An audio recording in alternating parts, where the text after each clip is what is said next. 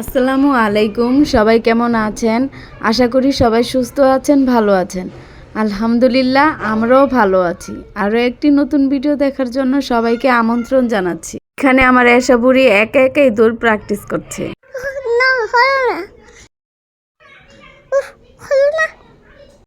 নতুন বছরের জানুয়ারিতে প্রতিটি স্কুলে খেলা শুরু হয়, তেমনি আমার ছেলের স্কুলে খেলা শুরু হয়েছে। তাই আমার ছেলে দৌড় প্র্যাকটিস করছিল, সে থেকে এখন এসা বুড়িটাও দৌড় প্র্যাকটিস করছে।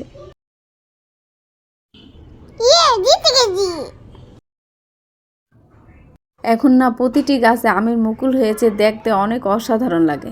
আর আমাদের এই দুটি আম গাছ মানে বাড়ির সেরা আম গাছ। আর এখানে কাঁঠাল গাছেও সুন্দর কাঁঠালের মুচি এসেছে। এই গাছের কাঁঠালটা খেতে অনেক মিষ্টি আর অনেক রসালো, খেতে অনেকই টেস্ট। যেহেতু আমাদের বাড়িটা অনেক বড়, আমাদের বাসায় আলহামদুলিল্লাহ অনেক গাছ আছে। আর এখানে যে কাঁঠাল গাছটা, এই গাছটাতে মানে অনেক বড় বড় কাঁঠাল হয়। এটা হচ্ছে গত বছরের অনেক কাঁঠাল হয়েছিল। দেখুন কাঁঠাল পেকেও পড়েছে। এই গাছের থেকে মোট 3টা কাঁঠাল পড়েছিল।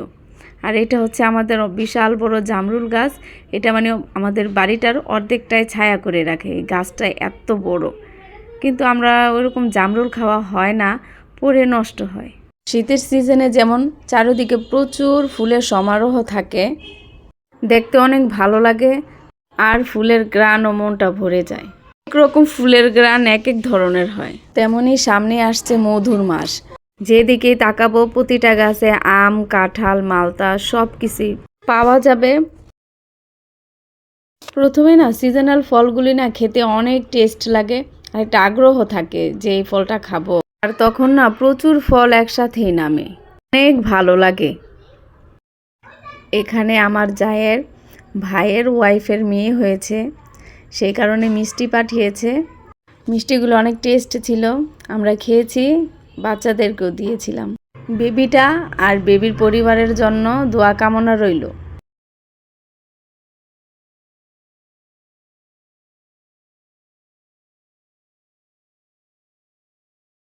আপনারা যারা এখন আমার ভিডিওটি দেখছেন, প্লিজ আমার ভিডিওটিতে একটি লাইক দিয়ে দিবেন। আপনাদের একটা লাইক আমার ভিডিওটি অনেকের কাছে পৌঁছে দিতে সাহায্য করবে। আর যদি খুব ভালো লাগে বা কোনো অংশ ভালো লেগে থাকে, তাহলে আমার চ্যানেলটি সাবস্ক্রাইব করে পাশে থাকবেন।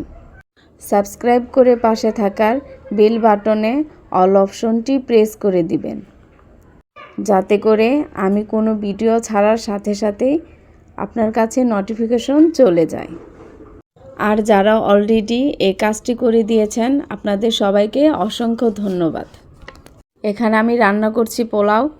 পোলার মধ্যে আপনারা যদি 3 ভাগ ধরেন দুধ আর 1 ভাগ পানি দিয়ে পোলাওটা রান্না করেন, খেতে অনেক টেস্ট হবে। আমি সেভাবেই রান্না করেছি। আর এখানে রান্না করেছি মুগ ডাল। এই যে দেখুন আমার পোলাওটা কত সুন্দর হয়েছে, সাথে আমি গাজরও দিয়েছি। গাজরটা দিলে কি দেখতে অনেক সুন্দর দেখা যায়, খেতেও মজা লাগে। আসলে কি পোলাও জিনিসটা কি, পোলাওর মধ্যে আপনি কিছু শীতের সবজি অ্যাড করতে পারেন। পোলাও যেভাবে রান্না করেন খেতে কিন্তু অনেক টেস্ট লাগে। যেমন এই ফুলকপি, আলু এগুলো দিয়ে সব মানে সবজি পোলাও রান্নাগুলো অনেক টেস্ট লাগে। সাথে আছে গাজর আর বিটরুট দিয়ে আমি একটা সালাদ তৈরি করেছি। এখানে যেহেতু আমি এই কাঁচামরিচ দিইনি, কারণ আমার বাচ্চারা যেহেতু খাবে সেই কারণে আমি দিইনি। আর সাথে আছে বেগুন ভর্তা। পোলাওর সাথে যদি কোনো ভর্তা না হয় তাহলে খাবারটা পরিপূর্ণ হয় না। পোলাওর সাথে সব থেকে মজা লাগে হচ্ছে শুটকি ভর্তা, কিন্তু শুটকি ছিল না বলে আমি বেগুন ভর্তা করেছি, কারণ ভর্তা ছাড়া আমাদের পোলাওটা মজা লাগে না। সেই কারণে আমি একটা ভর্তার আইটেম রেখেছি। খেতে অনেক অসাধারণ লাগে, আপনারা ট্রাই করে দেখেন। চলুন দেখাই এবার কী কী রান্না করেছি। এখানে হচ্ছে মুগ ডাল, সালাদ, লেবু, আর সাথে আছে ভর্তা, আর হচ্ছে গরুর মাংস। গরুর মাংস কালারটা যেমন সুন্দর হয়েছিল, তেমন খেতে অনেক টেস্ট হয়েছিল। আর এখানে হচ্ছে আমাদের গাজরের পোলাও।